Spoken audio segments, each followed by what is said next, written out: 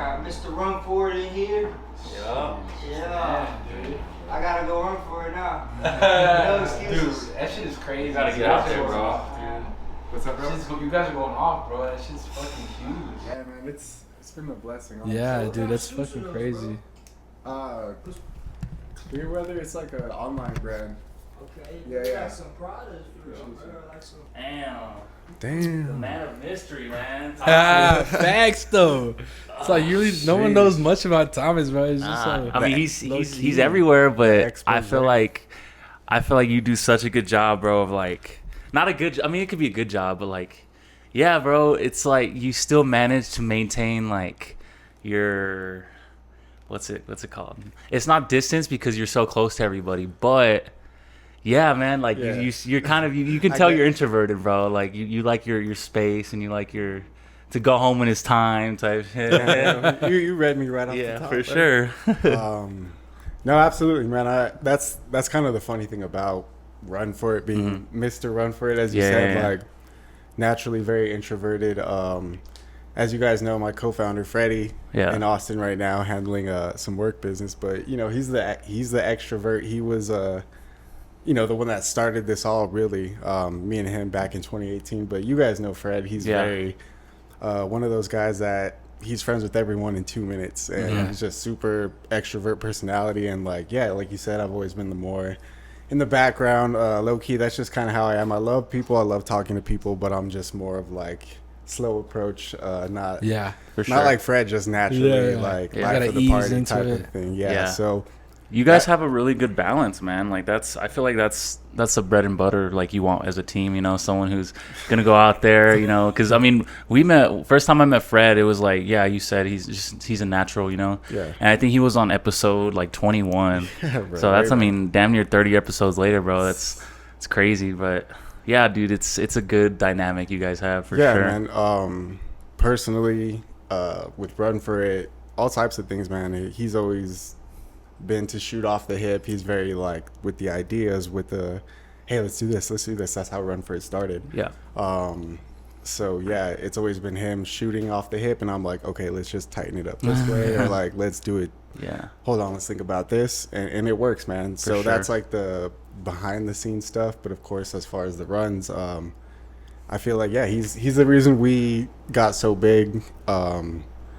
Just created the welcoming atmosphere that we try to like portray every single run. That's always been him. And Fred's, as you know, a naturally just very kind-hearted person, loves the run community, loves to get people coming out to run. So again, it came naturally for him, and it made me be better at like approaching people, carrying that same energy. He's like, he would tell me like, hey man, you gotta like get out there, talk to people, get them comfortable with it. Like for sure. As far as being, just again, socially, like, yeah, you're the face of it, and it didn't really like hit me till he would be like, no man, like people recognize you for this, like you gotta just accept that. So it's been a process, but honestly, I really do enjoy it at this point. That's good, man. Hell yeah. Yeah. And so you've known Fred. So first of all, actually, we're sitting with Thomas.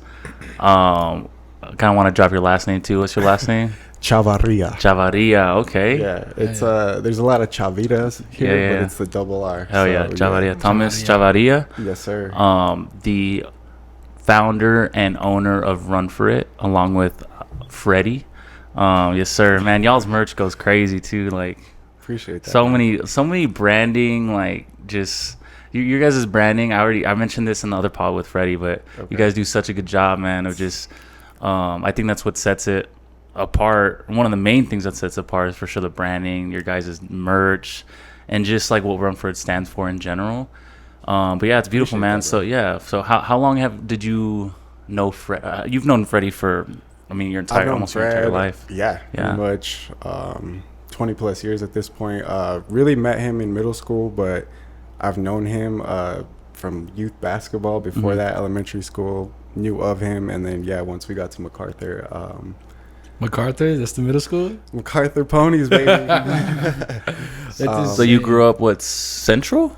I guess now it's considered Central. El Paso just keeps growing that way. But Central, Burgess area, Ross, MacArthur, Eastwood area. I went to Burgess and Eastwood for a little bit. So wow. Yeah, I've always been there. That's where I met Fred.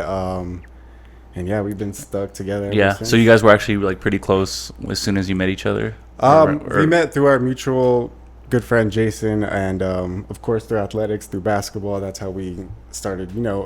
We were good friends, but I think our bond really took off in high school and through basketball again, through just shared interests, music. Yeah. Of course, same circles type of stuff. So yeah, man, lifelong friend, and at this point, like a brother pretty much. So Yeah. So you played basketball. I mean, you started when you were a kid, and you played up until like high school. So I was actually a big soccer person from pretty much the womb till high school. I was playing soccer. That was my first love. Still love it to this day. But yeah, I got to MacArthur, started playing basketball with Fred. And yeah, once I got to high school, I was all about basketball, just locked in. And they were at the same time, so I had to pick between the two. Mm-hmm.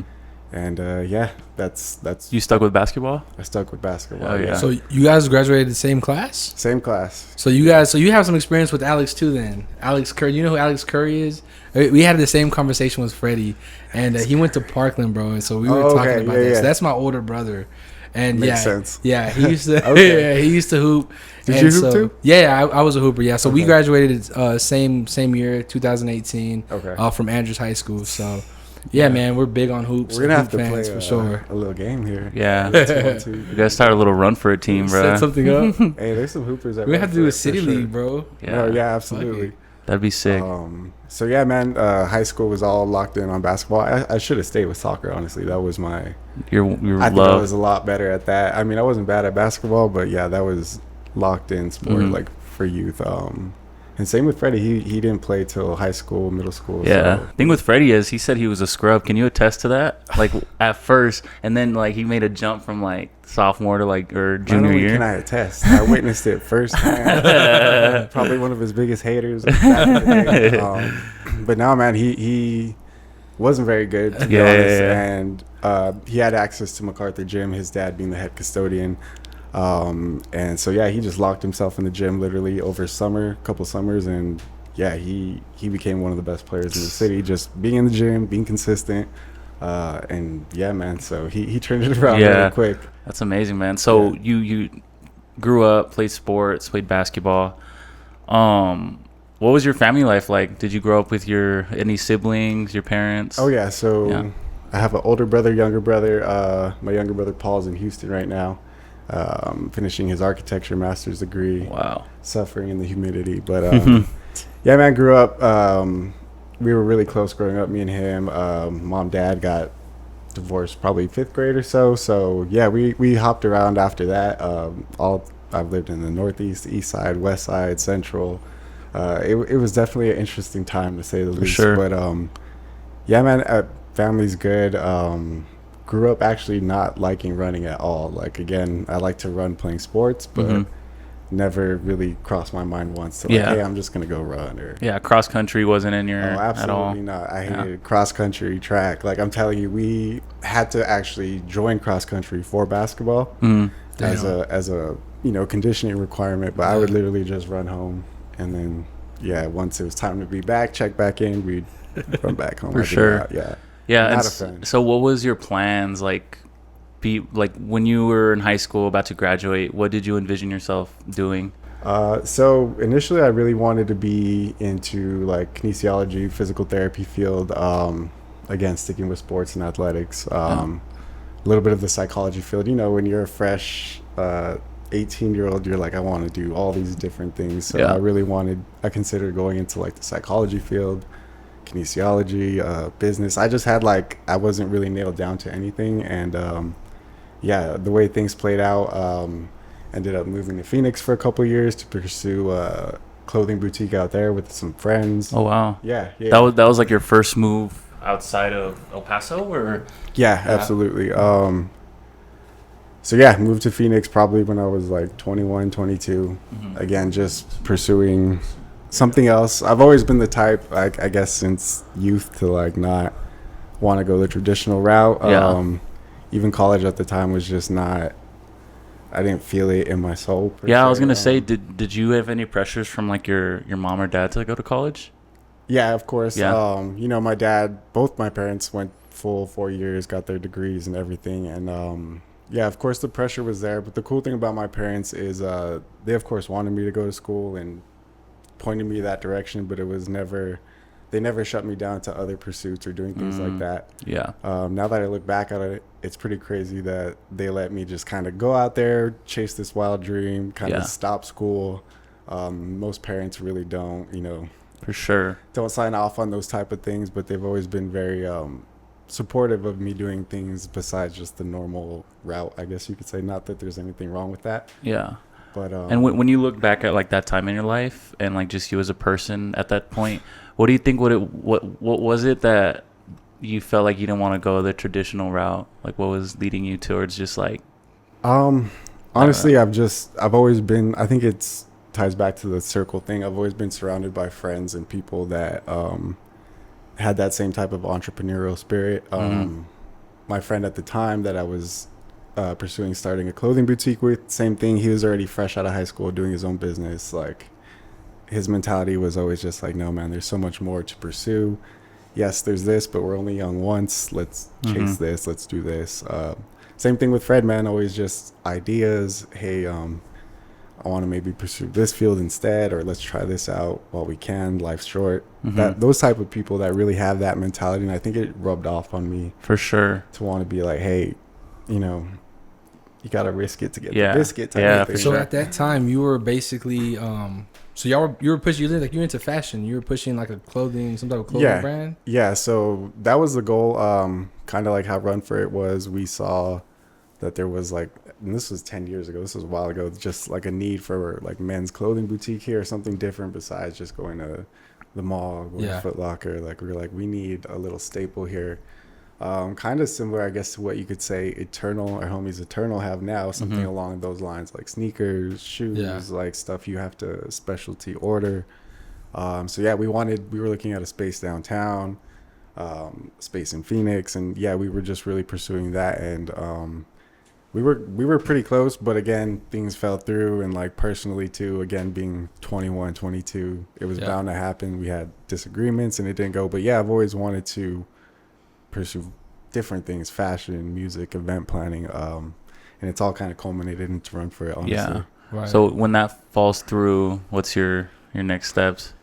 I mean, obviously it was disappointing, but again, just being so young, like at that point, it's almost like devastating. Like, damn, this is my whole life. Like, I've never thought to do anything else, or like my friend let me down, and disappointment again that you never really experienced. So it was pretty jarring at the time, but not too bad. You know, I stayed out there for a while, again, gained some experience living somewhere else. And just, having that adversity early on to be like, okay, well, maybe I should go back to school, or maybe I should just keep on this crazy path. Like, you learn a lot about yourself in those type of scenarios. So for sure. It was totally different mindset. Again, when you're that young, I'm aging myself right now, but when you're that young, things like that, tend to shake you to the core. To now, I'm just like, wow, I would have handled that totally different.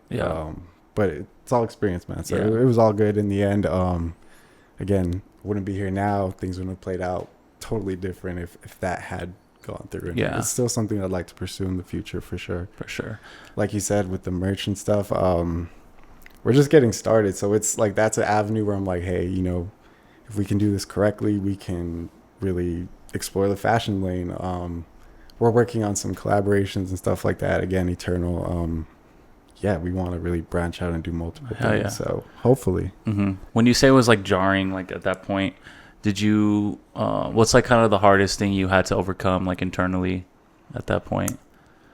I think that's a good question, man. Because also your like, I'm sure your parents splitting up too was like not the easiest thing. Yeah, I've always I don't know, not to sound like I've had such a hard go, because I like, you know, compared to other people, not at all, but things like that, divorce, disappointments, fallout with friends, all that type of stuff.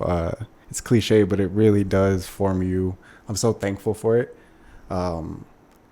Again, not that it's bad ever, but people that grow up with a very structured household never have like any adversity, wondering where like their parents are going to live, where you're going to live. Am I going to be, with my friend's situation, am I going to be stuck in this city? Like all those type of things where your back's really against the wall. I feel like it's necessary. And like, Yeah. again, I'm thankful for it at this point to, not have just had the traditional, like, easy path with a lot of things. So again, it helps to really, you grow up a little bit faster, like in those scenarios. So yeah, I mean, just thankful every day that things happen how they happen. Like, For sure. it's supposed to be that Yeah. way. When you were out there, like away in Phoenix, did you experience like, because I feel like when you're from El Paso and you move to another city, it's like a really hard change. I feel like. Oh yeah. Culture shock. Were you like, did you experience like some homesickness and stuff like that?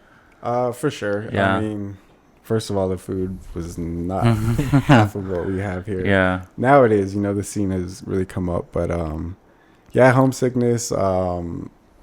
Just again, like, haven't had experienced those type of things before. I wanted to move back within like 2 weeks at the beginning. I was like, I don't know about this. Like, without getting into specifics, Sure, just because I feel like it's like important for the context, like, because like we do business amongst each other, and like we eventually, I mean, we have a lot of big plans, but at the same time, like you said, like things, when you're doing things with some of your best friends, like sometimes you may have disagreements and stuff. Oh, absolutely. So like, what was, in rough terms, like what was like the main, like, the main thing was location. I really, really wanted to do it here Mm. because I saw like the necessity again. Like, yo, we need something just for guys, like really cool stuff. Like, we don't really have that. And his thing was like, no, it's got to be here in Phoenix.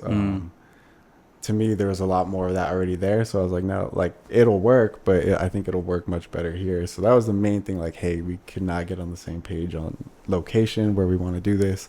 And then just other external things. We had a lot of friends out there as well from here too, that were helping out with situations and helping out with his business and just what every one of us was pursuing out there. And once that fallout happened, it kind of just shook like everybody was affected. Everybody had different relationship after that. So it was just one of those things, man. There's always a bad apple in a group, and that scenario kind of like weeded out that person. But it's all love. I mean, again, it's all happened how it was supposed to, and I feel like everybody's in a much better place now, like, because it shook out that way. So never look back on it. It's just again, more knowledge, more life experience. So yeah, hell yeah, bro. Grateful for it. But and you ended up going to, did you already go to UTEP like after that? Because that's how I first heard of you, was because Joe, you knew Joe before I even knew you. Okay. So yeah, how did you, so Joanne? Yeah. I was like, Joe. Yeah, I always call her Joe. Yeah. So came back, went to school again, and then I ended up. So when I came back, I'm sure you guys are familiar with Sunny Sushi. That's like a big place. For sure. Here. I actually went there for the first time like a month ago, dude. Okay. It was fucking good. Nice. We need to go. You've been here this whole time. Have you ever been? Yes. Sunny, I'm yes. across the street from my house, bro. Nah, Sunny's is the shit, bro. Yeah. So again, coming back from a city, I was like, yo, I need a job really quick. Started working there and ended up there for 5 years through serving, managing, having my own crew there, really learning the service industry. I was doing that while going to school, working on, at that point, so my dad's in the retirement life insurance business. He's always been kind of nudging me that way. Well, hey, you can work and do your restaurant thing, but you should do this as well, or like get into the business. Low key, I didn't know he was subconsciously bringing me in to do what he's always wanted me to do, which is work with him. So yeah, service industry, I decided at that point, like college, I'm just going to put that on hold. This is treating me well. And yeah, I started getting my licenses, started getting familiar with how that whole field works. Because again, it was never my vision to be like, oh, I want to be in retirement planning or insurance or do that type of stuff. It was never, I always knew my dad did it. I was familiar with it. But yeah, he subconsciously got me to start doing it, start working with him. And it all, again, just kind of flowed with being able to work in the service industry, get my skills in that. And then, yeah, now that's what I do full time. Obviously don't work at Sunny's anymore, but I do miss so it. So that's what you do right now, is you work in the insurance. Okay. Yeah, so I do again mainly like retirement planning, so a lot of people's IRAs, 401ks. I work with a lot of the teachers, educators, helping them set that up. A little bit of insurance too. So yeah, work independently with my dad, Yeah. So yeah, it's crazy again how everything just kind of played out. That was For never, sure. So you never graduated? Never graduated. Oh, shit. I want to. Yeah. I mean, at some point. I don't think you have to, but I was just like, no, absolutely, you 2 don't years have left, to. or Honestly, man, I gotta check the credits. Gotta go back to my counselor and sit down. But I know I was close, probably a year and a half, 2 years of credits, maybe. But yeah, again, the way life played out, it's just like eventually, when I have some time again, maybe in like 20 years, I'll go back and finish. I'd love to like get my degree and whatever it may be. But yeah, it's a open-ended thing because what I do, it's all licenses, certifications. It's essentially school, but it's all state testing, license testing. Yeah, so essentially I did do school again, but just to get credentialed for what I do now. for sure. right? Yeah. There's a lot of legality in that, right? Like, Oh, absolutely. Yeah, a lot of compliance, a lot of like you're dealing with people's money. So right. again, it's just a different route. Nothing wrong with the college route, but that's just how it shook out for me. That's good, man. Yeah. I and think now with Run For It, it's like I was really wanting to like, hey, maybe I'll finish in the next year or two, or just go back and do that, but it's not looking. Yeah, dude. It's not looking like time wise that may work out. Maybe for when sure. I'm old and have a little more time. Yeah. So Freddie is like, from his story, I'm just remembering he went to Houston and he was doing his thing over there, and then I think he went to China like shortly after that. And then Joe went. Yeah. And so at what point, even before like Run For It, at what point did you guys like start hanging out again and just kind of like seeing each other a lot more, you know? Sure. So yeah, after college again, we were friends in high school, really close through sports, but after college we just became even closer. Yeah, we were doing our separate things, living in separate places, but somehow we would come back to El Paso, or once we were both permanently back here, we lived together. We had our apartment on Stewart Street right there around the corner from Later. Yeah. So you guys lived together? Yeah, we lived together. shit. That's like when that period of time when we lived together is when Run For It was like really boring. I still remember the day sitting like in the living room. He just came up to me like, "Hey man, like it's time for a run club here." I was like, that sounds like Freddie, bro. Fred, bro. Like, hey man. Yeah. I was just like, I was familiar with the concept, but even back then it wasn't like what it is now where you automatically, I was like, well, what do you mean? He's like, well, let's just invite people. We'll go run and hang out there. I was like okay. Come on, let's go. That sounds like Freddie, bro. It's crazy.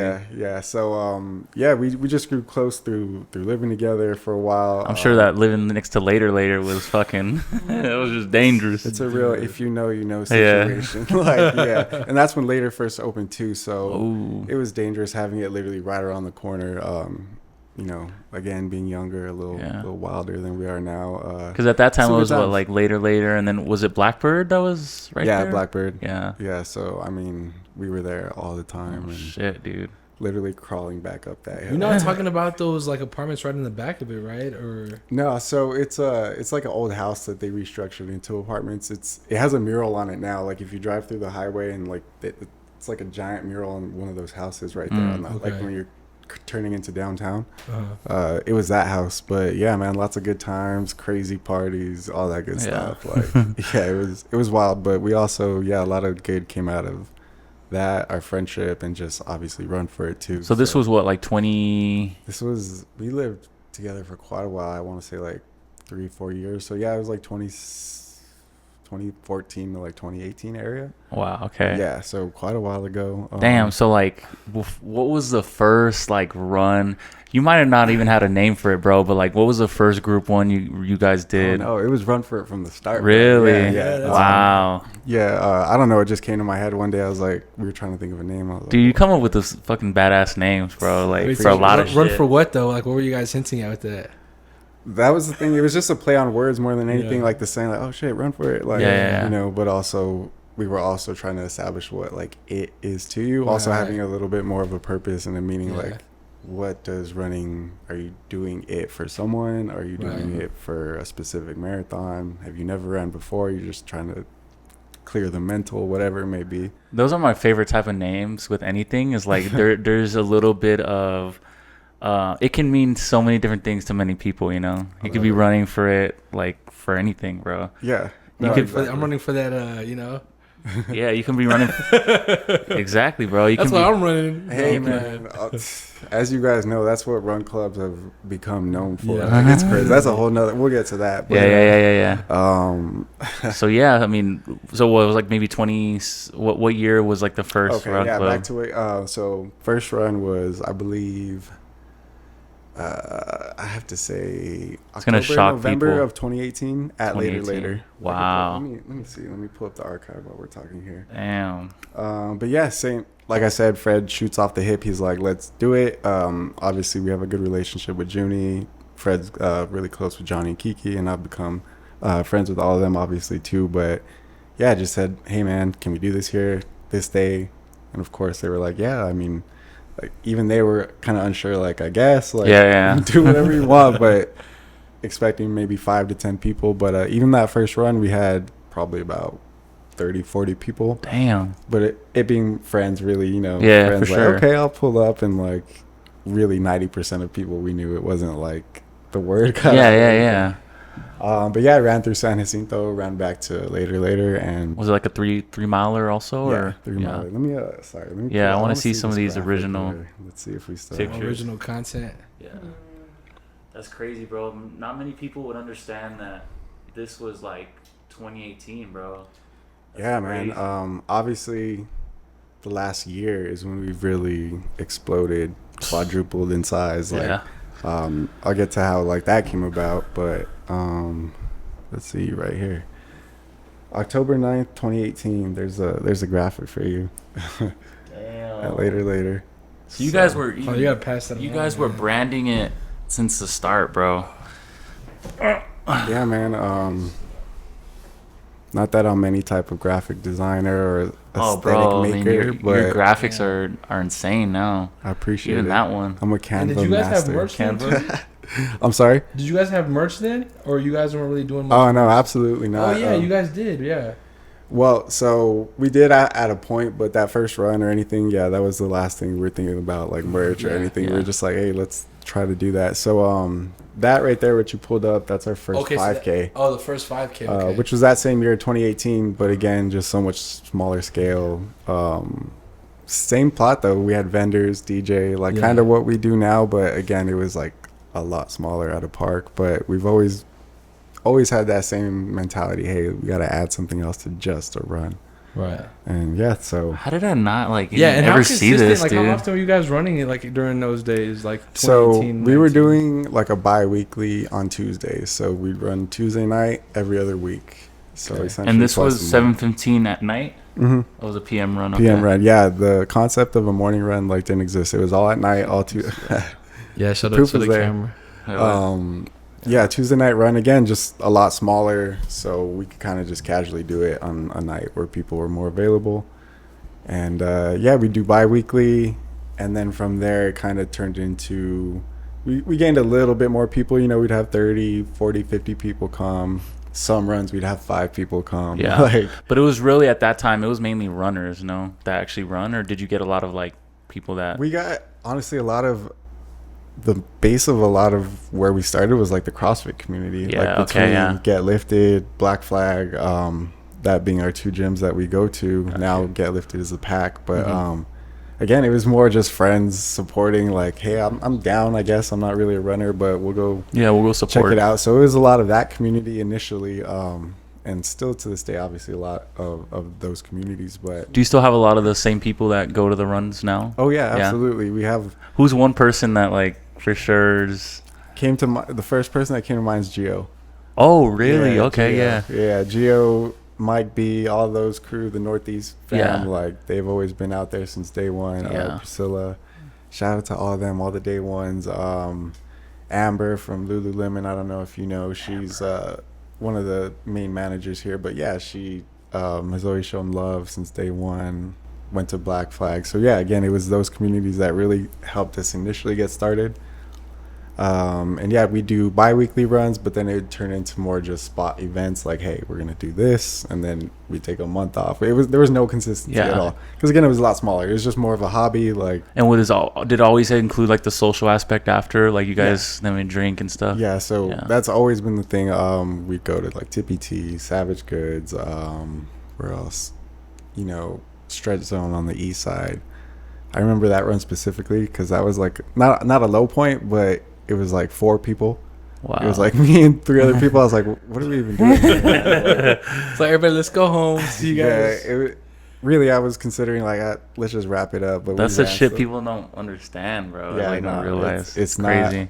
It's not always been what it is now for sure. So, that being the case, it was more just, hey, we'll do this every so often. But it wasn't like an entity, if that makes sense. It was more just like me and Fred are inviting people type of thing. And then, of course, COVID happened. And that really took any like momentum we had at that point away. We were doing like virtual stuff. Like we did a virtual 5K and like trying to still encourage people. Fred would every day post like a workout for people to do. So I feel like that kind of kept the engagement up. But again, just that didn't really allow us to gather. We had no run club. So yeah, it was kind of, again, more of a hobby. Same thing to 2021 to 2023. We would have events here and there. But with like work schedules, Fred getting busy with, getting into the department, my work schedule just, expanding. We would maybe do like 3-4 things a year in that time frame. It was, it was just more of a casual thing. Yeah, I mean, everybody was staying home, bro. Yeah, everybody was staying home.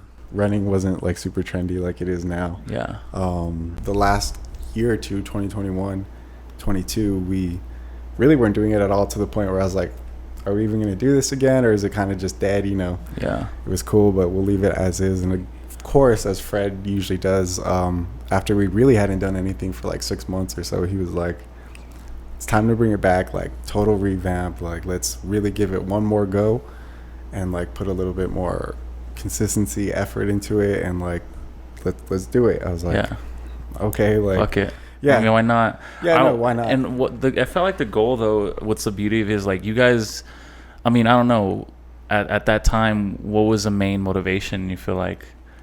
There was, I guess that would be the motivation, what I just said, as far as like, okay, we've done this before, it's been spotty over the years, but like, let's try actually give it some effort. We've learned some things.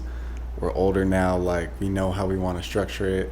Run clubs have become a little more popular, so like, okay, he'd always reference like this run club in Austin or this one like across the country. Like, look what they're doing. Yeah, but when like 4 or 5 people went, would you guys get discouraged, or was it just like, I mean, it wasn't about the people, it was just about the run itself, Yeah, no. Yeah.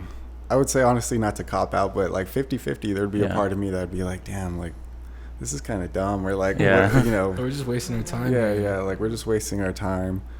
It's just our friends. It's again, it could go somewhere, but it's not looking good. And then the other half of me would be like, no, this is cool. Like, again, we're just doing it for the love of running, trying to get different people to come out and see who joins us. So I'd never take it that seriously. And was sorry. No, you're good. Was there any thought of the I guess the what's the word? I guess the benefits that it provides to the businesses you guys are going to at that time, or it was just like, this is a central location, or like this is a spot that we want to meet at? Yeah, it was just like that. It wasn't like, we're gonna bring a shit ton of people to you guys. Exactly. Okay. It was not, we're bringing a crowd, or we'd have to worry about logistics of like, oh, can we run here? Okay. Because when you have 5 people, you could run anywhere. Yeah, for sure. That's not our situation right now. And now it's quite the opposite of having to like, okay, how are we gonna have 500 for people? Sure. Yeah. But yeah, man. So that being the case again, 2023 is really like, it was pretty much dead. Yeah.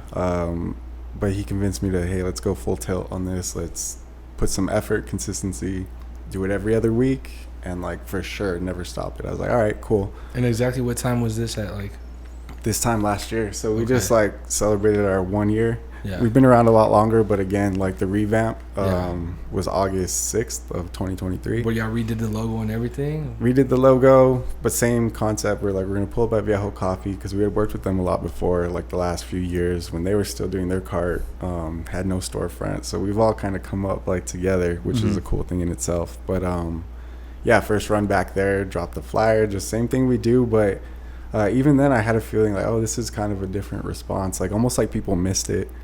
And we had a pretty good crowd, about 50-60 people. We're like, okay, like this is bigger than what we would do before, or maybe our biggest crowd before. And from there, just it turned into something like that I'm still trying to comprehend. Like, wow, how did this happen? Type well, of thing. if you can, because that's what I'm really curious about. It makes sense so that, like, because you guys been around for a while, but I was like, how did I not hear about it? But like, you guys it makes sense that you guys revamped. And I remember around this time last year, like, I remember seeing you guys, like, like doing those runs. I didn't know exactly what it was, but like I saw it. Yeah. So what do you think it was this time around that full revamp? Why do you think people like came out? Honestly, man, there's multiple factors. I would say really just the energy that people seem to bring this time around. Again, from that first run, it was our friends, of course, but being that we had some type of following, 1,000, 2,000 followers, people were again kind of like hyped that we were coming back, even on a small scale. Yeah.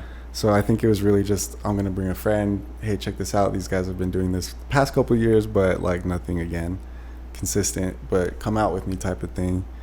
And then that turned into, I'm going to bring this friend. And then, week by week, we were really heavy on, hey, bring a friend, bring someone that hasn't ran, bring your super into running friend. Like, let's check this out. We have a run club here. Like, we've had run clubs, but not massive big city run club. So man, just with this whole thing, just organic growth. The people really make it what it is. It's crazy because being that many people, like I said earlier, there's bad apples in every crowd, and like we can't control how everyone acts with each other, how everyone treats each other, but we've been so blessed because everybody is always on a good energy. Like, we obviously encourage it, and even every weekly run, we want everyone to introduce themselves to each other. But I think just the overall vibe of good energy, very similar minded people, just multiplying and multiplying every week. And I think that's what I'm most like proud of per se, is like, wow, we've maintained bringing good people in, and just people that are, coming for different things, but also at the end of the day just want to be a part of something bigger than themselves. And it's all been organic growth. I mean, obviously we've upped our videos, upped our stuff where we can, but it's all the people that have made it like really take off this last year for sure. Bro, I mean, it's amazing. Like, it's like you guys. Like, bro. I mean, it's crazy how, I mean, in reality, bro, like, I'm sure you guys realize it, but if you don't, it's like, you know how many people like started running because of Run For It, bro? Like, it has to be over like at least 500 to 1,000 people like that you got to start running in the city, bro. Like, it has to be that many people. Like, think about people who you would never think run and are like just run now, bro. I mean, even like myself, bro. I'm not a running person either. I mean, I played basketball. I ran miles when we had to run them. Exactly. But I hated running, bro. And I remember when this guy first started going to the Run For It, and I'm like, bro, I'm out of shape. I haven't run a mile in like who knows when. And he kept going. He went to like 2 or 3. And then that's what prompted me to start like being like, dude, I need to get my cardio up. Unfortunately, like I ended up tearing my knee. Like, so I haven't even made it to one yet. I'm going to make it to one soon. Like sometime next year at the end of this year, bro. But we'll be there. But dude, I mean, like I remember when it first started and it was a crowd, dude. But then out of nowhere, dude, like huge crowd, huge turnouts. Yeah. I mean, it was something that I couldn't even comprehend it for you guys. But I was like, what? Like, just a couple like months ago, it was like 100 people, and now it's almost like thousands. I mean, what was your biggest turnout? So our biggest turnout to date was definitely our 5K at McKelligan Canyon. We had 740 entrants, and then overall we had about 1,200 people in total up there. That were just there. That were just there, yeah. So that's our biggest turnout. I'd say our connective run, we had about, as far as a non-5K race, just a regular run, we had about 600-700 people there at connective. That's crazy. Which, that's a whole nother story. But, yeah.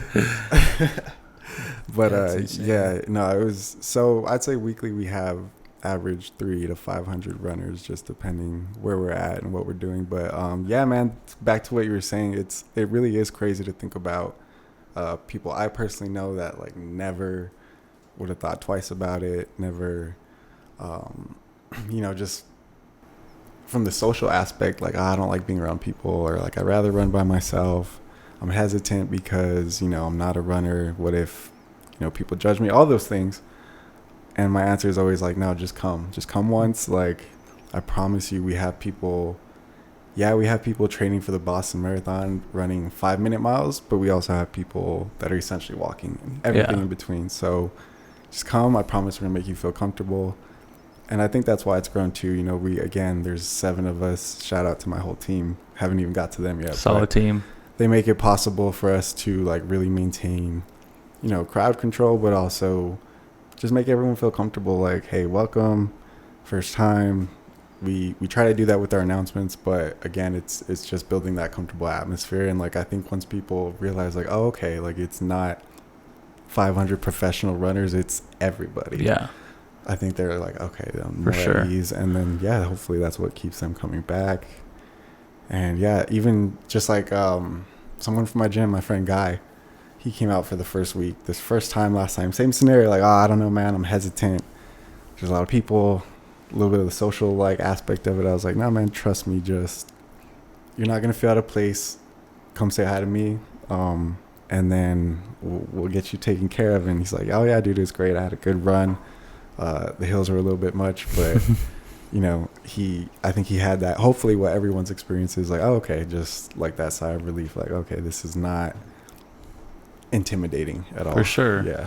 Yeah. I mean, we talked about it before, how like essentially you guys, not that running wasn't cool, but you guys it's almost like you guys put some juice behind it, bro. Like you guys put some sauce behind running. It's like, I would explain, like, that's how I would explain it, man. Like, it just became, I guess, I mean, you look at trends, and some trends are good. Some trends are, like, I think this is the best trend that could ever happen. Honestly, people starting to get more active and going out there, and I mean, you're having people, I mean, very well meet their wives out there, bro, and like just meet their husbands and meet some of their best friends. Like I've met personally so many amazing people through the run club. Absolutely. I think the first one for sure I went to was at Neep.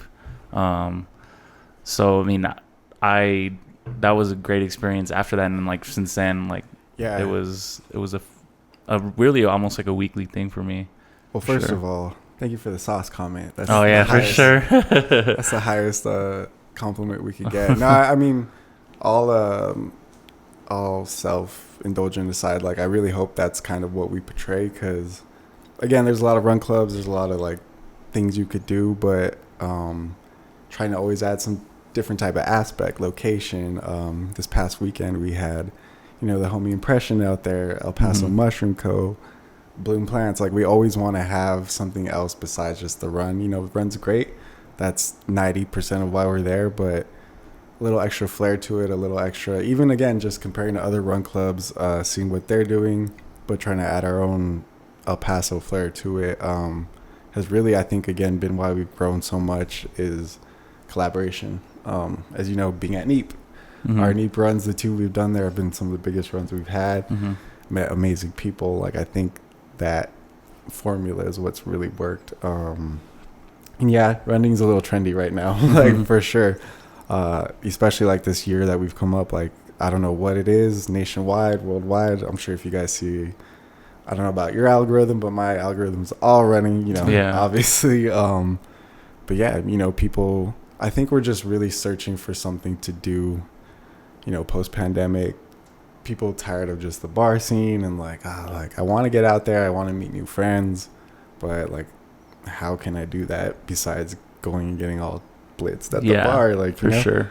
So I think it's been a recipe of like trying to do our best with it, but also, again, it's a little trendy right now, but we've taken advantage of it and like shown people, hey, you know, it may be trendy now, but we're gonna make this a permanent staple here. We're gonna make El Paso a running city, for sure, because it should be. Like, we have such a beautiful city, we have so many parks and views and mountains, and like, that's what we ultimately want to like turn around that mind frame. Like, oh, El Paso's not a running city. Like, El Paso is definitely a running city. For sure. I mean, it's becoming a part of this. Like, it really is a part of the city. Like, I always think about if someone were to come visit, like just visiting El Paso for the first time, like, we're gonna go to the run club. Like, that's a part of it. Like, that's something you want to introduce them to, because they'll be like, damn, this shit is badass, you know? Like, yeah, no, absolutely. So yeah, man, trendy, but I think it's something that will last how it seems to have everywhere. Again, not just here, nationwide, worldwide. It's people, I think, of the switch has finally flipped. Like, oh, once you get that run, sure, that's like the physical aspect of it, but what it does for your mental, what it does with your social circle, what it does for your just overall well-being of like staying maybe out of trouble and doing something else, like I think when people realize that consciously or subconsciously, they're like, oh, okay, that's why running's such a big thing. It's not just a trend. It's not sure there's the people just trying to do it for the ground, whatever. That's like another topic, but Yeah.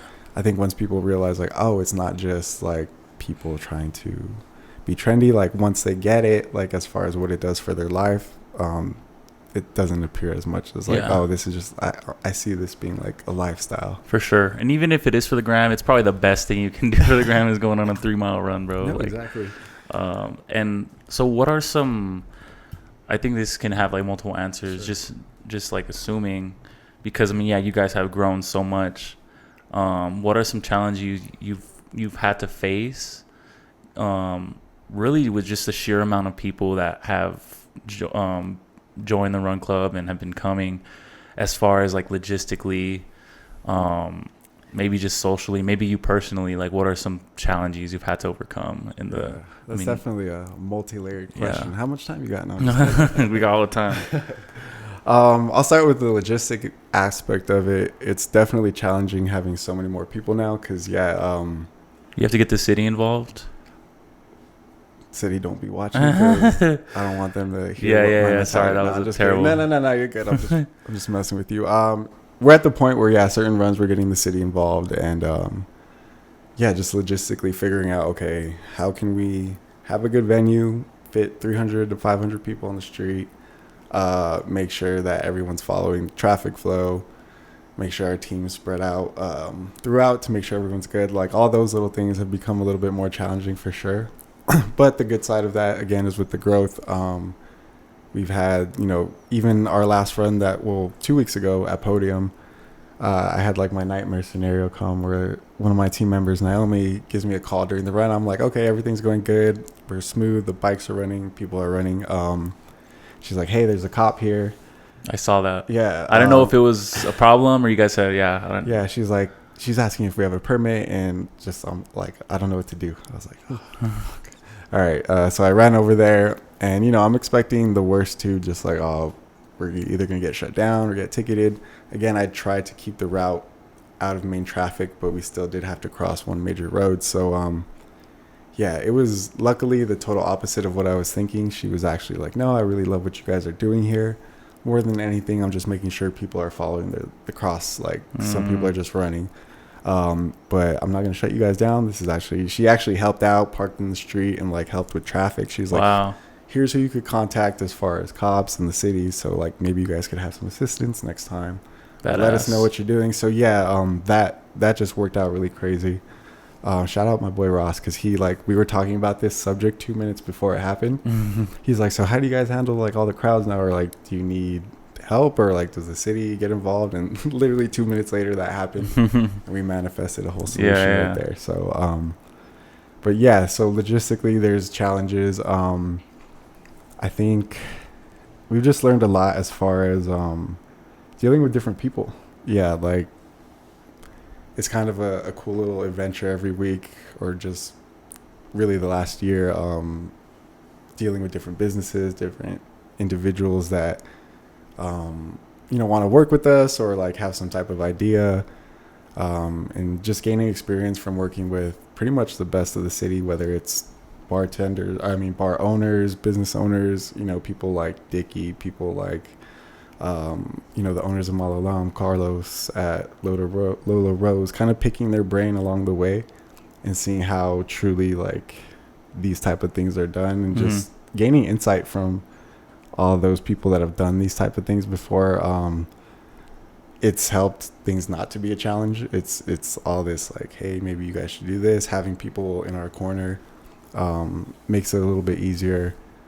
What else? I mean, I feel like there's so much. I could like give you down to having like the team. That was a big adjustment when Freddie left. Probably the biggest challenge yet was I was not gonna lie, like a little intimidated, worried, like, oh man, half of what started this, me and him, he's gonna be gone. Yeah. Is the vibe gonna change? Are people not gonna come anymore? Oh, I can imagine. Yeah. Again, me being more introverted, like, oh man, I'm gonna have to really be like out there. Yeah. Like, am I gonna be able to do this? All those like negative thoughts creeping in. You know, are people just not gonna come anymore? And luckily, it's been the total opposite. For sure.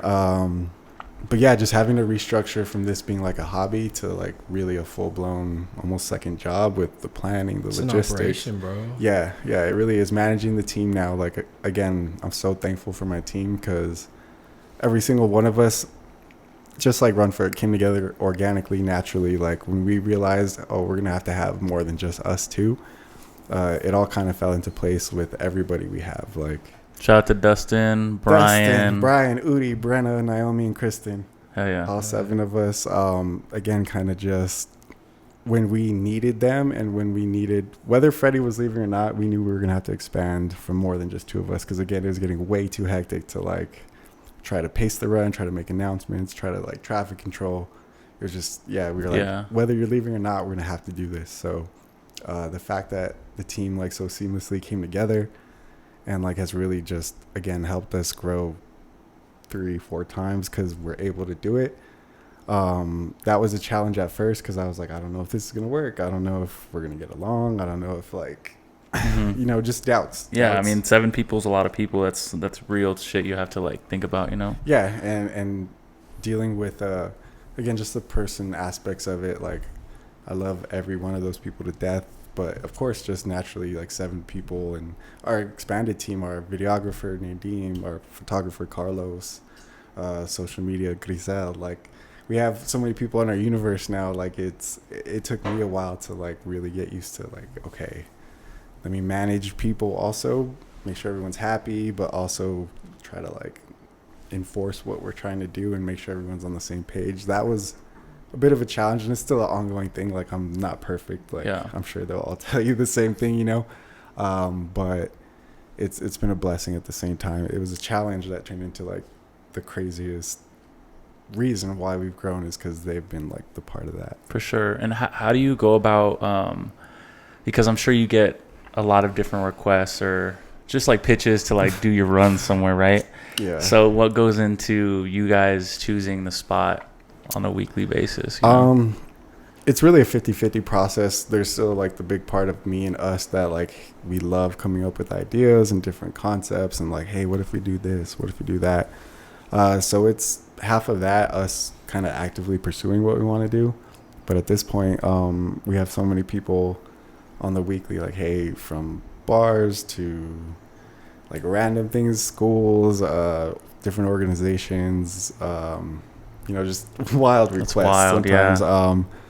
But yeah, it's also people reaching out Dreams to us. Cabaret. Just kidding. What's the wildest request you've gotten, bro? I wouldn't say it's the wildest, but for sure the one we get a lot is you guys. We've had like Bumble and Tinder approach us. Like, you guys should do like a matchmaking night or like a couples night. And while it is a good idea, we definitely are saying no to that because we're already fighting the Run Club is a hookup club allegations. Yeah, right. Because, you know, that's just what's put out there on social media through people or whatever. So people say that shit, bro. I mean, it's whether we're being real or not. Like, to some people, it is the reality. Like, that's you know, crazy. They go to like because it's true. Nah, I just can't imagine. It's just don't lie. Just because the cameras are rolling. It's just naturally, you know, what happens whether you're going for that or not. Like, there's so many people. So again, like, being that run clubs are kind of like looked at it as a small percentage of people see it like, oh, it's people just going there to like hook up or whatever.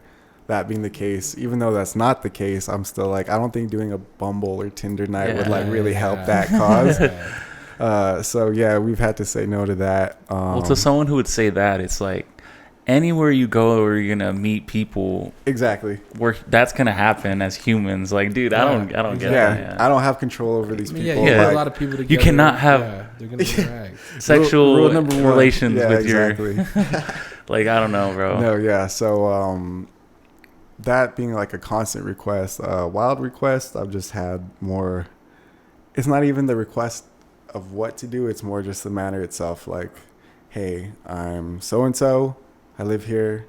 Let's do a run. Or like, No introduction. Yeah, no nothing. introduction. Like not even following the page. Like I see that a lot. That's Just that neat, insane, dude. yeah, It's just people that want to perform there and stuff. nowhere. Yeah, it's or terrible. like yeah, just no hello. Like Yeah, just straight yeah. to the point, or like I want to do a 5K here at like this random corner, and like, will you guys do it for me? Or like, I'm like, yeah. we're far apart on this one For sure. Like, yeah. I mean, it's kind of a similar thing when people like ask about the podcast or like maybe Yeah. coming on. It's I'm like, sure you get that. Like, hey, "Oh, can I be on the dude." pod? Or like, it's like, dude, you first of all, you're literally not just following say the that, page, bro. bro. I've never seen you like Show any interact. type of love. Yeah, at all. Like- And it's not like that's what we're looking for, but like, give us an introduction, my guy. Like, yeah, I know you, but at the same time, it's like, bro, come on, like, it takes a lot of time, it takes a lot of effort. Yeah. Like, this is not just like, oh, like let's just like do it, yeah, like we didn't get to these points because we just did whatever people like requested. I would say that's kind of been a challenge too, is just like being able to like respectfully and not sounding like a total dick, but like doing things our way and For being sure. like, hey, this is how it's gonna go. This is like what we do as far as the event. This is like what we're gonna bring. And this is like what we expect of this venue or you guys, because we've had scenarios connected where it did not work out as planned, or things just like because we weren't stern enough, or again, it's just a learning process. But like we've definitely gotten better at being like, no, I think we're big enough now and have enough of like an established flow of how things go to where we can be like, no, we're not going to do that. Or if someone has a certain idea and is just very like locked in on that, and we can't see eye to eye, like we don't have a problem being like, well, sorry, like again, it's nothing personal, but as you know, like you just got to do things that fit like what you're trying to do. For you sure. can't please everybody type of thing. Yeah, I think you have to do that. Wait, bro, give us some tea on without getting too sloppy, bro, or whatever, like without bashing anybody. I think I had the same exact question. What went down with like Connective, bro? Is that just Yeah. like a miscommunication or what? I think that's the best way you could frame it. Essentially, I mean, long story short, just we planned for like a big crowd up there. They're trying to promote like having rooftop events and stuff, and Right. just again, I don't want to like bash anybody, but just miscommunication on what we were gonna bring as far as people and what they were, I guess, expecting or like thought. So what they What's were gonna happen. expecting, like to have a small crowd in there? I guess that's the best way I could boil it down. Like maybe they didn't believe me, or like, but it's crazy because It's like, you didn't think I could bring out 500, 600, 700 people, did you? nah, and that was kind of the initial discussion. Like, hey, let's bring 1,000 people out here. Yeah. Like, let's really make it a big thing. Like, I think we can do it, and that seemed to be like the consensus across the board between us. Right. But long story short, again, day of, pretty much the 700 people or so we had there, not all of them were allowed to get up for the after party that we had like marketed and told people like, hey, this is what it's going to be. That's what the understanding was with us. Right. And yeah, they were just, How many people made it up? I mean, the capacity up there was 150, so 150. we had that, and then we were pushing to have a few more people. But yeah, we just had a lot of people waiting, and just miscommunication. Again, I don't want to like bash them. Like, good people work there, and maybe it was just miscommunication on our end. But yeah, we were like told that they told us that they were scared the roof was going to collapse because there's so many people up there. So I was just like, wow, I guess. Let's find out. Let's find out. But yeah, again, we've had to learn just communication is key, and like not everything's going to go your way. Because yeah, that was, I'm not going to lie, like we were really down after that. Me as the team, just like, wow, we really let down people as far as people wanting to come do what we advertise, and it just wasn't happening. And again, some of it out of our control, some of it in our control. But yeah, it was like, damn, we had been doing so good. We had just come off of like some massive events, the 5K, and I was just like, oh, nothing can ever go wrong. Like, we're good. And yeah, that was just like a reality check. Like, actually, things still, and again, it was a big crowd, so it was just a learning experience. But I'm sure like if we did it again, it would be fine. It's just, we had to like. Would you say that's the biggest fire you've had to put out so far as in your experience? Yeah, for sure. I mean, just because even on the ground there, us as a team were like trying to. I was like, hey guys, like let's go apologize to that section. Let's go like let these people know, hey, they're letting people up, but it might take a while. So like yeah, as far as on the ground, that was pretty bad. But again, we got through it. People still had a good time. It was a great run. The run itself was insane. We brought like sparklers and little fireworks. And, it was the 4th of July, right? It was the 4th of July. True. So like that whole block was just like literally lit as everybody was running up. It was really cool. Just a little bit of issue with the other run, like the stuff besides the run. But that, and then I could tell you guys the story of the 5K. We essentially didn't get all of our medals, trophies, and everything that was supposed to be brought up.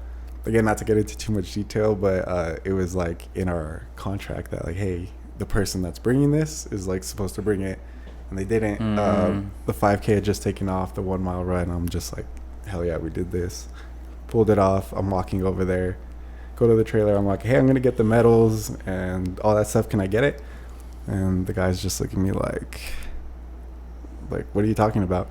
Damn. And I was like, No way. like, what do you mean? And then yeah, they just tell me, oh well, actually so and so, I don't want to drop names, but so and so didn't communicate to us that we were supposed to pick those up on the way to bring them. And I was like, oh man, I'm freaking out. I'm like, we got 1,000 people here. This is our first big run, and we're not gonna have medals, or like we're gonna have to tell people like, sorry, you can stand on the podium, but we don't have anything for you. Like, I was just freaking out. Like, so you're telling me there's somewhere right now a box that has 1,000 medals that you guys have not given out? No. So what happened was, so I get this information. Again, the race had just started, so I'm like, well, like this is not gonna work. The canyon shut down because they had to close off the street, obviously, for the race. Now I know what's going through your head every time I say hi to you, like in one of these big ass runs, bro.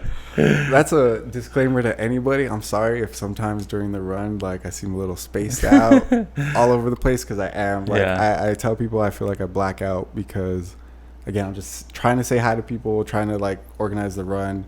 You know, I have friends there too, and it's just being like, I feel bad sometimes because I feel like even like with you, I'll like be able to just say like, hey, what's up, bro? Like really quickly, and like that's the only time I'm gonna see you that day. Yeah, like, I get it, bro. I mean, bro, you're essentially, because I mean we had our event in May. You're essentially doing that every week, you know? Yeah, it's crazy. So, again, I'm sorry if you've had that experience with me. It's not on purpose. It's just you guys gotta understand. For there's sure. a lot going on. Like from when that morning starts till after the run, like I'm out of body, just trying to manage. But so back to the story. So yeah, essentially the canyon's closed. We're not going to be able to get the medals or anything. There's no communication in the canyon either because cell service, internet service, all that is out. So at this point, I'm trying to call the person that was supposed to bring them, get a hold of them. I'm like, hey man, we don't have any of the stuff that we're supposed to have. Like trying to keep a cool head, but also like try not to freak out. And thank God. So we had a Can-Am. I don't know if you guys know what those are. Like we had that to document footage throughout the day, and luckily, like through the grace of God, I'm able to get through my guys on the Can-Am. I was like, hey, I just spoke to so and so. They're gonna bring the medals. They're like rushing over from the store to bring them. Can you go to the bottom of the canyon, like navigate through everyone that's running right now, go pick them up and bring them back up to us in like 10 minutes? Is that possible? Wow. And they're like, yeah, like we'll be right down there. It's like zoom down the canyon. Like I'm still freaking out. I'm like, damn. People are starting to finish. Still don't have anything.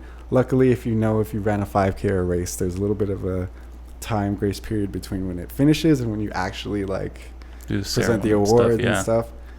So long story short, they were able to zoom down the canyon on the Can-Am, do like the pickup at the gate, zoom back up, bring it to me like literally right on time as like it was time to get started. I get like the box of like medals. Mission, bro. Yeah, it was insane. And so yeah, things go wrong, moral of the story, but I think just maintaining even in that moment, I was like, okay, let's keep it positive. Even if we don't get these, we still had a good race, blah, blah, blah. But damn, we don't have medals. Like, that's kind of lame. Yeah, I mean, I didn't even, to be honest, I didn't even think about like all the medals. But you know, to runners and like to myself, if I went to a race and then like I won something and they're like, actually, sorry, we don't have it. I just feel like what? I'm never coming back again. That's what I was thinking in that aspect. Like, man, the brand is gonna look so bad, and like this looks bad on us. But again, thank God everything worked out. So yeah, damage control, but it's part of, like I tell the team now, I'm like, not every single run something's gonna happen. Yeah, there's gonna be someone going the wrong way, or like someone didn't have a good experience because they went the wrong way, or just little things like that. Have you had to deal with drama like between like the people that actually come to the run ever? I wouldn't say like directly had to. There's only been a time or two where I've directly had to like go up to someone and be like, hey, what's going on here, or like, can you please like separate, or just we gotta like fix this scenario. So luckily on the ground, just that. But I hear a lot of the I guess tea you could call it, just from other people, and like there's always drama again with that many people. But because that's why I was thinking about, like, before we were talking about it, like there's also certain challenges we have to face where it gets to a certain, like, where there's so many people, you naturally just have like, I mean, a clicking nature to that. Yeah. So that's why I feel like, I mean, from my experience, it's always been a really great experience, but I'm sure that's something you have to navigate as well. Like just trying to make sure like everybody that wants to meet other people can, and like make new friends. Because I feel like when early on, when there's only 30-40 people, naturally everybody kind of migrates towards each other, yeah. So that's like a challenge as well. No, definitely. But again, I think that's the good thing that we really try to emphasize, whether you're here with like your group of friends or your first time, or again with that many people, it does tend people break off. Even ourselves, like I'll naturally hang out with the team because like that's who I'm there with and stuff. But I think the cool thing is, again, we kind of, there's only so much you can force people to interact, but we really do harp on like, hey, person on your left, person on your right, meet each other. Like don't be shy, like let's actually talk. I know it's kind of hard in like the social digital age to get people to like do things they don't want to do, I mean myself included, but the fact that we stress that, and like again, always just try to check in on people. I try to like make sure everyone not necessarily feels like included, because again, you can't like, hey, go hang out with these people or whatever, but just like, you guys doing good, like making sure even if people want to do their own thing, like that they're in a comfortable spot, or vice versa. If you're like with your big group of friends and you want to come talk to us, that's fine too. Like we're not, again, we're here to socialize. It's a run, but it's a lot more as far as just like human to human interaction. For sure. It's crazy how many people, like I feel like mostly all the runs, I'll be seeing people post on Instagram like that they were there. I was like, you were there? Like what the hell? Like I did not see you. Trust me, That's crazy.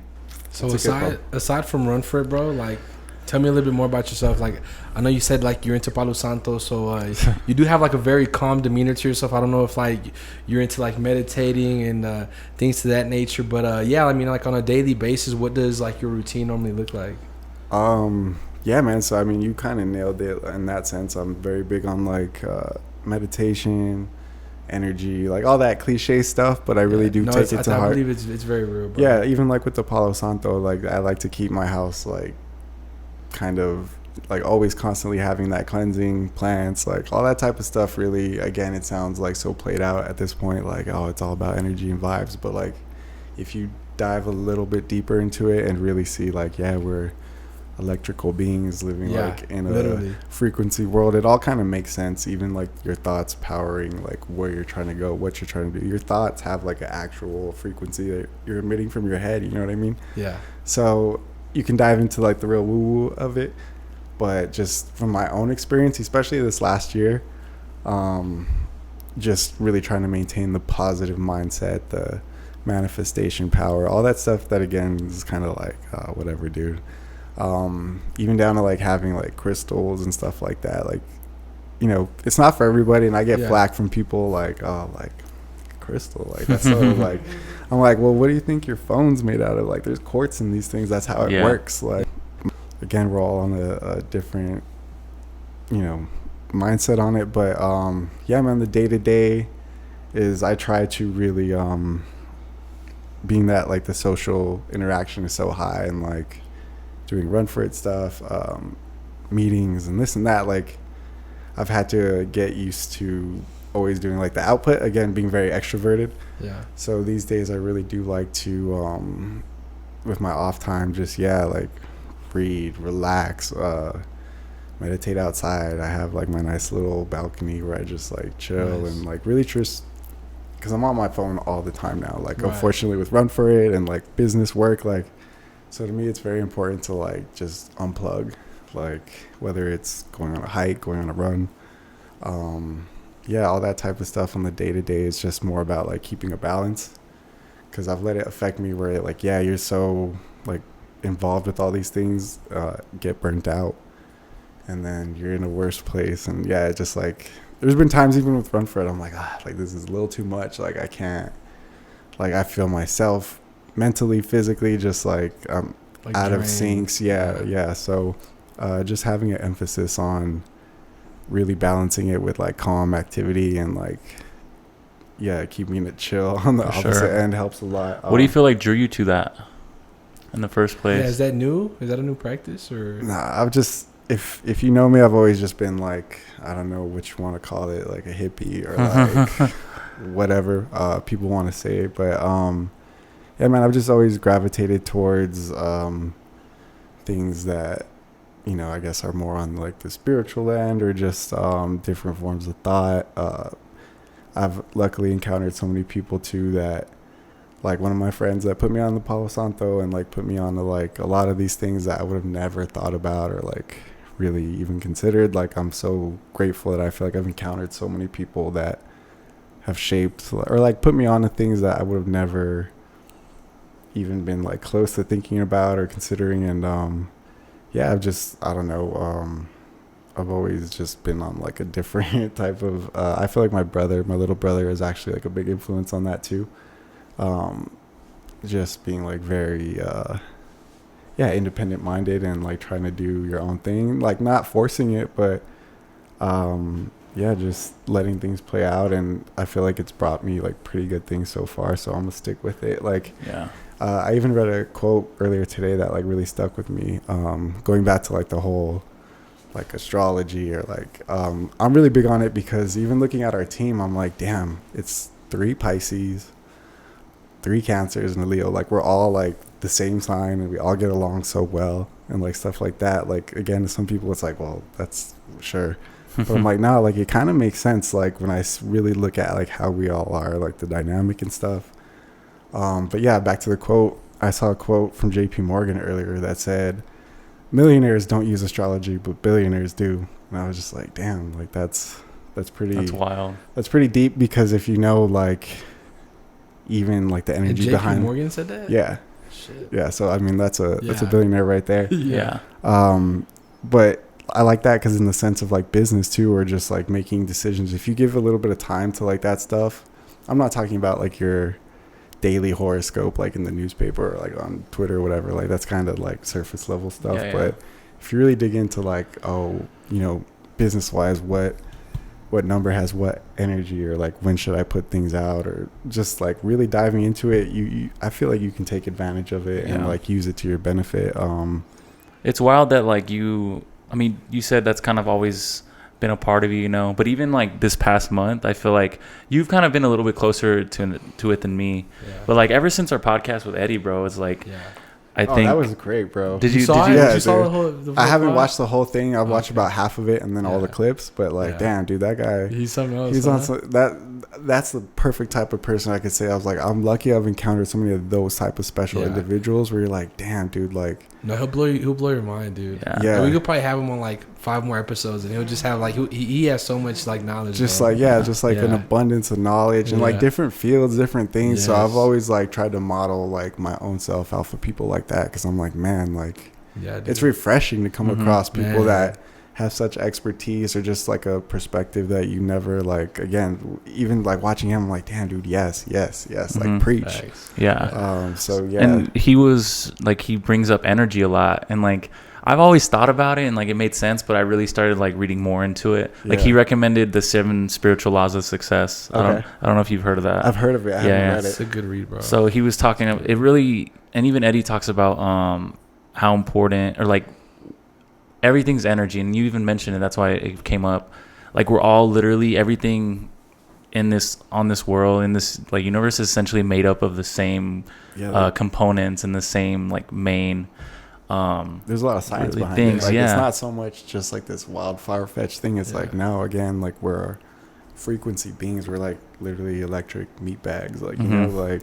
But no, sure. I do feel like when you could catch on to that, to just like, yeah, like being woke in that sense, bro, like you can like just like elevate your whole like life, bro, like in just a different way. It's kind of hard to even fathom, like to really think about it. But yeah, I definitely believe in that. No, man, I just say like there's no harm in like even just like light, like if it's something you've never thought about, or like, again, because I see why people get turned off on it, like, oh, energy is everything, and like positive thoughts. Like even me, like seeing that, I'm like, oh, dude, like I get it, like sure. But again, when you like really read into it, or read like a good like perspective on it, try to apply it, I feel like, yeah, it's just expanding your brain, expanding like your world, literally. I feel like, again, that's part of why Run For It has like really blown up, because I've like every day, okay, I'm gonna put this energy into it. How can we make it better? Like, is there someone around me that's off, something that I'm doing that's off? It plays a big factor into it. So yeah, man, like you're saying, it's just a little bit of application like can do like wonders for you. It translates into running. Like I feel like they all are kind of clear mind in running, clear mind in everything else. Like it all kind of starts to like tie together. Yeah, it's wild how it works, bro. And even just like you mentioned running, because I feel like even thoughts like I guess will bring out their own frequency, because I mean it's information, and it's like it's all connected, like you said, little firing sparks. Yeah, exactly. It's brain, like it's electricity, you know. And you talk about like running. Think about how, like, let's just say you're running like a half marathon. In your case, you ran a full marathon. At mile 5, you can be the most tired you feel, but at mile like 11, there's certain thoughts run to your head, and for some reason, like it gives you a burst of energy where you're like, bro, where did this come from? Like, and then same thing at mile 25, bro. Like you can be like, yo, I just ran 25 miles, but I feel better than I did at mile 11. You know, it's like. It's wild, high, bro. Yeah. It's wild to think about, but that energy, you essentially, you kind of formulated that like in your head, you know. Yeah, you're literally channeling your mental like to push your physical to do the best it can, because like obviously the mental is always going to want to do it. Like it's really exercising like the mental as a muscle. Like, hey, let's force the body to do everything else like that I don't want to do. For sure. Again, like, oh, this song did something for my brain. Like I'm hyped up again. Like that's wild. Yeah, it's being around that many people, I feel like even has its own energy to like boost you up. I mean, you could call me crazy, but if you've ever ran like a 5K or a half marathon, full marathon, like I think it's a palpable energy that you feel being around so many people. It's gonna make you like want to push it, like you run your best race, all that type of stuff. Like I always tell people, like, oh, just wait. If you never ran a half or 5K, whatever you're like training for, you're gonna have a boost just being there that day. Like, that day, like that you won't get until you do it. Like for sure. So yeah, man, energy everywhere. Yeah. What would you recommend? Maybe do you read? Yeah. Absolutely. So if someone who's trying to kind of like get more into really just that lifestyle, and really just be a little bit more in tune with their own energy and like their emotions, and just like really more spiritual realm, you know, what would you recommend for them to do? Honestly, I would recommend the book I'm reading right now. It's called Transurfing Reality. There's a lot of like books on like getting into the field of like energy, positive thinking, a lot deeper subjects, but that one I feel like has like, because there's a lot of books and stuff, material out there, but it's not really that good, or it's not really telling you anything you didn't already know. But yeah, that one, you literally have to order it off Amazon. Like there's no Barnes & Noble. It was like, again, just through a mutual person like recommended to me, like, hey, this is a low-key banger, like you need to read it. And yeah, it's 800 pages, so I'm only like 400 pages through. It's Transurfing Reality? Yeah. Or Reality Transurfing. I don't know which one it is. Those two words. Yeah. What does transurfing like mean? I've never heard that. That's the whole concept. Is kind of like manipulating reality and your thoughts to like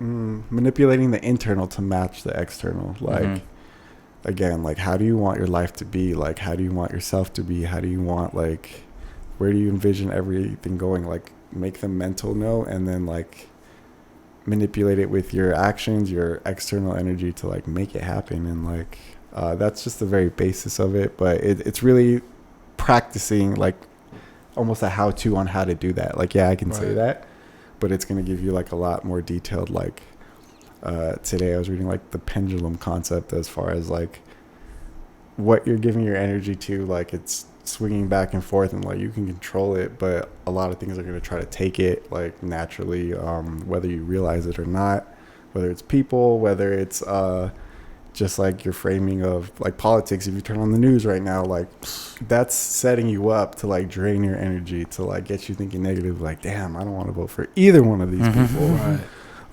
Like, everything's so shitty right now. Like, if you recognize it, you can pull that pendulum back, and, like, just little like little tips like that. It's like, damn, okay, like, if you frame it that way, it's a little bit easier to do, because you realize, like, oh, I'm being pendulumed right now. Like, do you think there's like forces or, like, people or entities that are purposely trying to do that, like, purposely trying to, like, sway your energy? You know, I think so, man. Yeah. I mean, I honestly, like you said, whether it's actual people, entities, like, that you're not aware of. I don't know if you guys subscribe to, like, the whole NPC theory of, like, NPC, like people, like Grand Theft Auto, like, background characters. Like, some people aren't even real people. Like, they're just there to, like, they might be a demon, or they might be, like, a ghost or whatever, like, paranormal thing, but they're there as presenting as a person, but they're there to, like, take your energy, or they're there to, like, bring you to do something bad.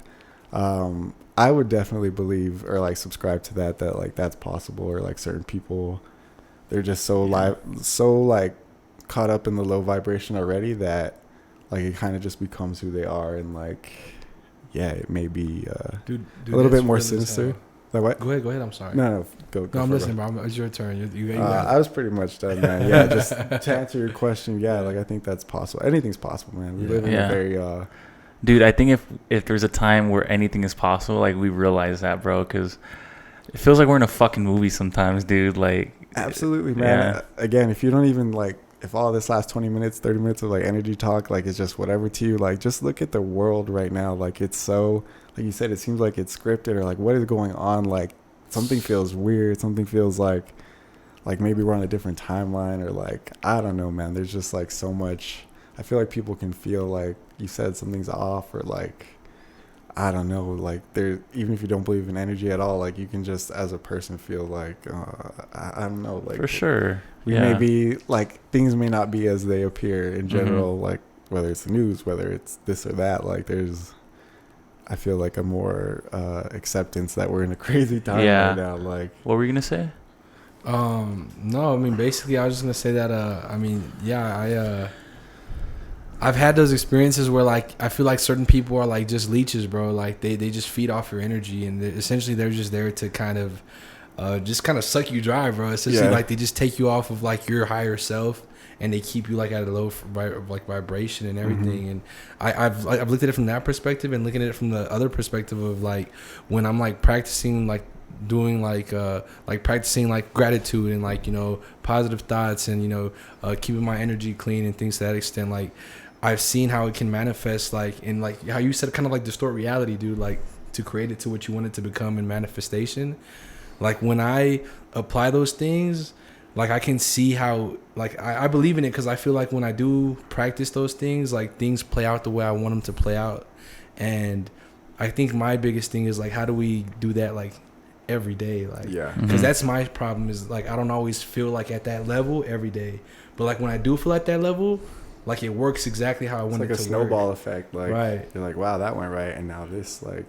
But same thing with the leeches, like you said. Like, you could be on such a positive thought, like, I'm having a great day, but here comes, like, that person that's, like, automatically like, this sucks, or I've been having such a bad day, or, like, just brings that negative energy to you.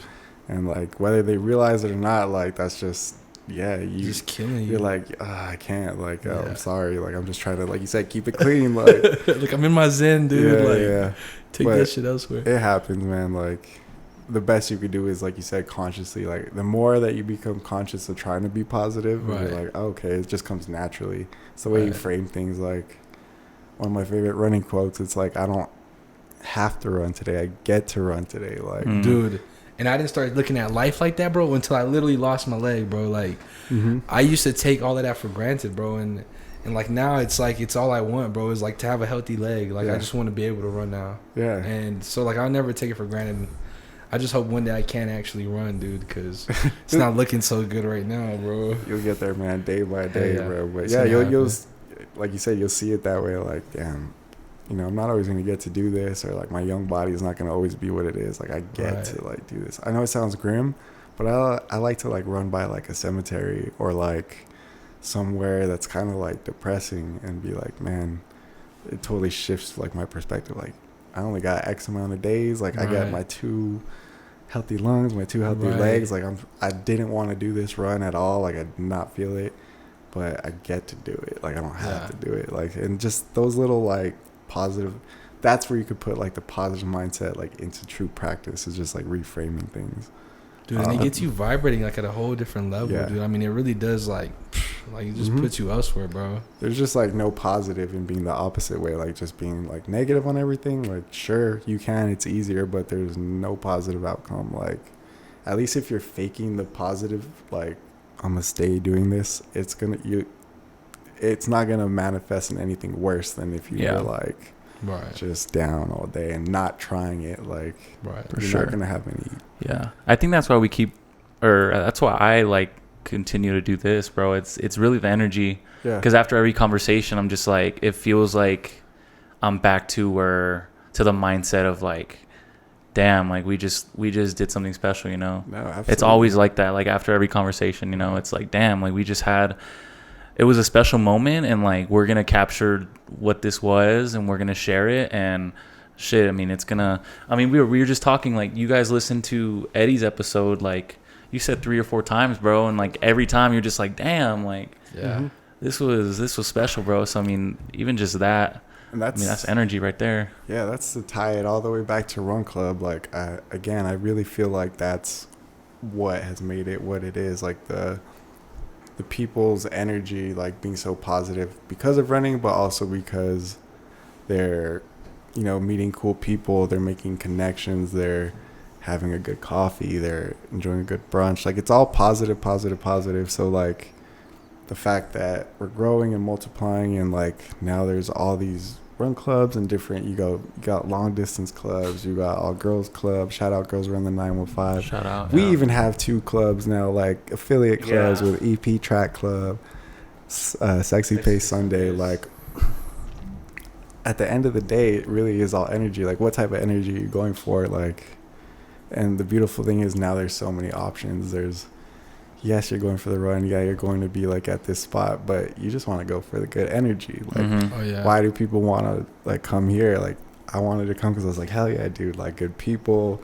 I love what you guys are doing. Like you said, it's fulfilling you because you have such good energy every time. Like, I know we've said this word 1,000 times this podcast, but like, that's really what it boils down to as far as how Run For It has like. And those are the type of compliments I love the most. Like, not that I'm ever searching for them, but when people are like, oh, I love the vibe of your page, or like, I just like going, like, because everyone's always hyping me up, giving me high fives. Like, that's things that you can't really do. It's just what speaks for itself. Like, so you guys have that. We have that. I feel like all the people that we affiliate ourselves with have like that specific like mindset. Like, oh, it's about what we're doing individually, but at the end of the day, we're all here because we're having like good connection, good human energy. For sure. And that's the most beautiful thing. Like, us growing is cool, but everybody else like is growing in their connection, like human connection. So it's cool, man. That's amazing, dude. It's beautiful. And for you, like, what do you feel? Do you look forward towards like the future a lot, or would you say you can stay pretty present? I mean, like in personal sense, Run For It sense? Both. So like when you think about the Run For It, and what are some of the plans? Like, what do you envision for it?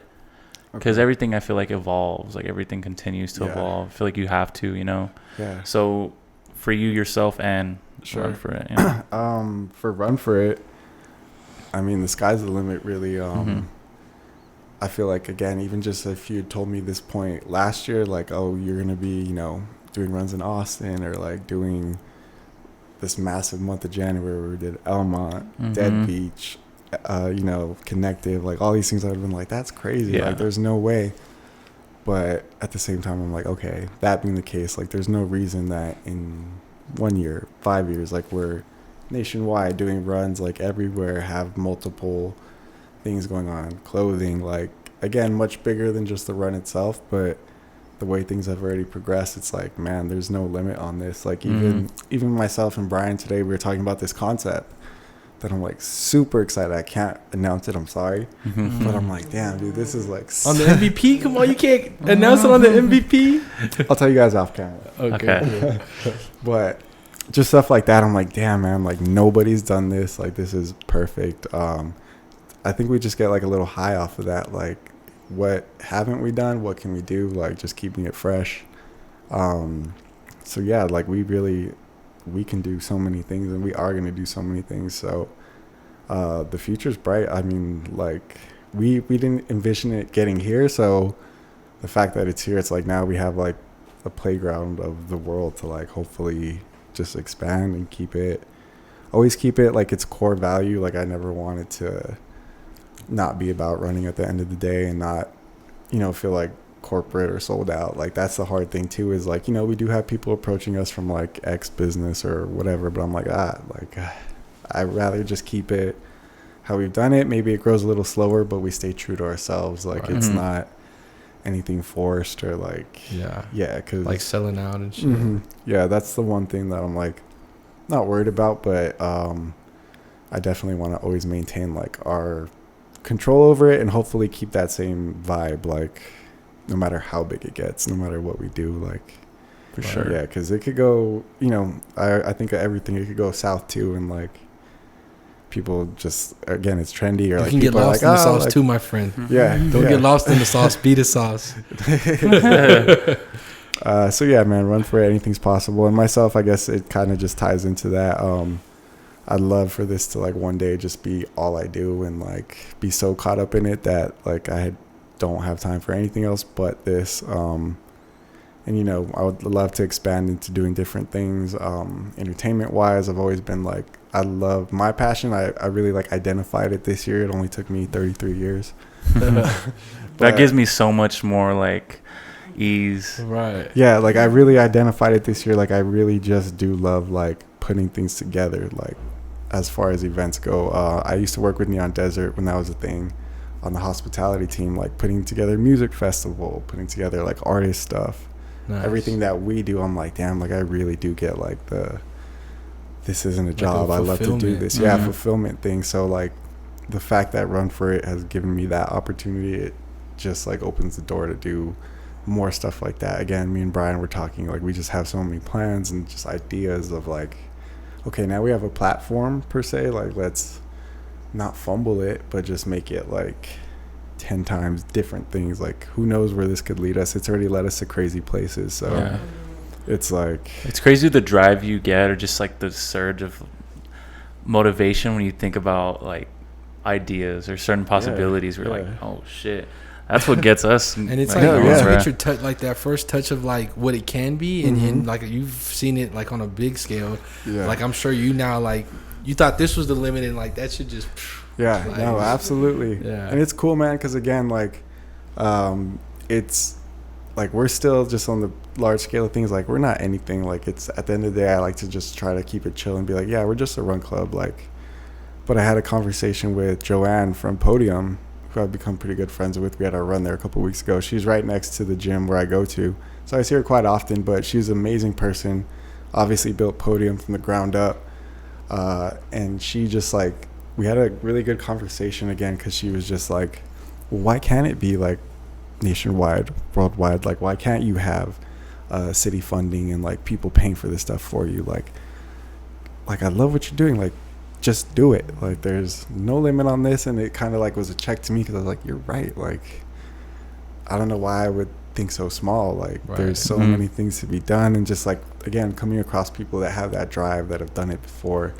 Like I don't know if you guys have been to the new podium, but it's again It's just seeing badass. her story of like how it built from like a small little like corner bike shop to like massive thing now, and it's just like because she believed in herself and like was consistent with it. Obviously does other stuff, but like it was so cool to have her reaffirm like, again, I'm not ever searching for compliments, but she was like, no, you guys are like, what you're doing is amazing. Like you have such an opportunity, and like just these things that like, again, I kind of realized, but I'm like, oh no, like. I mean, when you're so caught up in what you're doing in the almost don't mix, see it. Yeah. it's hard to really see it. Yeah, you know? no, definitely. So it's cool having, again, just like I've been saying, all the people we've come across. That's been like the biggest blessing, and like the coolest part of all of this is just like, obviously it helps translate into Run For It, but just again being around that mentality of like, no, you the world's your oyster. You just gotta like go get it. Like I love that. Like being around creative. Like I got this idea. Like that's really all we have. Like it's just like the ideas and the spark to like make things interesting. For sure. Yeah, Dude, I mean, that was amazing, bro. I think sorry, I'm like lost for words. I'm no Eddie, but it's been a good conversation. No, for sure, bro. Oh no, the vibes are high, dude. Yeah. It's flowing. Definitely. And shout out, I mean, one thing that was coming to mind, sorry, I was like thinking of a whole bunch of different things. No, yeah, you're good. Also, shout out to Freddie, bro. I mean, Yeah, if man, there's one dude who has a fucking vision, or just really just not afraid to just think big as hell, like Yes. it's Freddie, bro. Like he man. seems so effortless with it. He's like, dude, let's do this, do that. Like, let's do it. Like, why not? I mean, essentially, bro, Freddie's the reason why we threw the fucking event. I mean, he fucking motivated the fuck out this guy. Like, he's like, just do it, bro. Like, Yes, dude. he's like, bro, just do it. It's infectious, man. Like, no, you're absolutely right, man. Like, I wouldn't be sitting here. Run For It would not be in existence if it wasn't for him really just having that, like, spark and, like, shoot off the hip mentality. Like, nah, man, there's no limit. There's no, like, let's just do it. I think I get a little too technical. Like, no, like, we got to do it this way and, like, launch it this way. And, like, I feel like I'm that person for sure. Yeah. And again, it's a balance because both work. Like, but yeah, man, it's crazy not to, like, gas up my own like co-founder, but it's crazy really like the influence he's had. You said that we've had 500 to 1,000 people start running because of us. Like he's really the reason because of that. You know, we got out there and like have been grinding for a long time, but again, if you see like the scene here now, there's like other people that have like the courage and the confidence now to be like, hey, I want to start like my own group doing this, or like there wasn't that person that like initially did it as far as the run scene, like until Freddie was like, no, let's do this. And now it's cool because everybody has like that I don't know if it's inspiration, but just has like that comfortability to be like, oh, like people have done this and like people responded to it and now it's grown. And like, yeah, he gave everyone like the go ahead pretty much to like start doing their own thing. Not that people weren't already doing it, but as far as like running specifically here, like I mean, yeah, for sure. El Paso's Y'all are running. paved the way, man. I mean, essentially, it gave. I mean, from my perspective, it gave birth to that whole idea of fitness, like I guess groups or things going to businesses, and it started a whole wave, bro. Like, you know how many people do that now? Like, it's crazy. No, absolutely, man. But that's cool, bro. Because again, like, we're not the first people to do a run club. We're not the first people to like, oh, let's do a coffee run. Like, no. But again, as far as here locally, like, and just having the fortitude to actually like do it and grind it out through like the times that it wasn't so cool, or like, you know, it's just led to like so many people like believing in themselves, wanting to run, and just putting our spin on it where it's collaboration, man. Like, we're all about collaboration. Like, as you know, man, like we love doing like NEAP. We love coming out to like your events and vice versa. Like, it's all good energy for sure. But once again, take a shot. But yeah, man, like the collaboration is really what helps us to keep growing. Because again, you have unlimited potential. Like, we could one week, you know, work with like a local bar, brunch, whatever, and then the next week will be like this upcoming week we'll be at Cocoon, like wellness recovery. Like, okay, yeah, you can have fun and like party hard one week.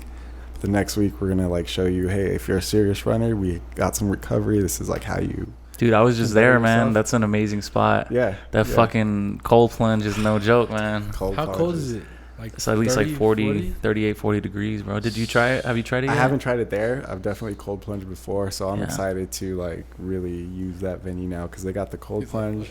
The saunas. They got the infrared. You got to do the back-to-back combo of infrared sauna and then just jump in the cold and like back and forth. Insane, bro. It's like the most gnarly trip you could do to your body, but it does the body good. For sure. But yeah, man, that I think again back to like what you're saying, collaboration is what is key to all of this. Like Freddie says, like collaboration is at the top, like competition's at the bottom. Like we don't got to compete with anybody. You know, again, there's other run clubs, other things going on, other fitness groups, people doing the same concepts, this and that, like things where we could be like be like spiteful about it. Yeah, but for like, sure. No, man, at the end of the day, it's bringing the city up.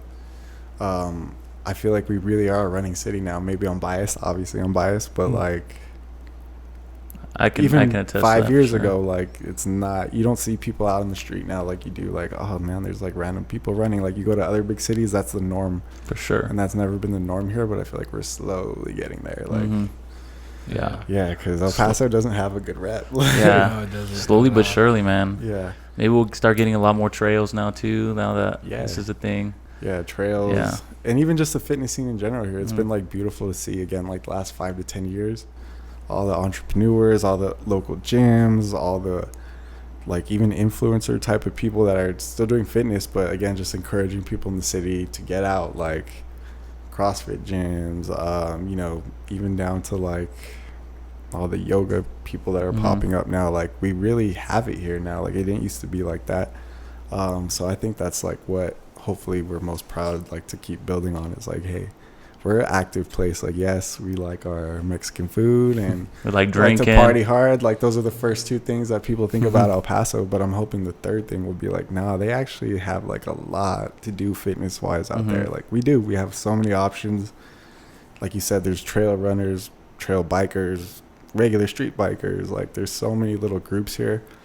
So now that like I think we're kind of like getting a collective, like of course social media helps bring everybody together, but I think if you're into that now, like this is a good place to be.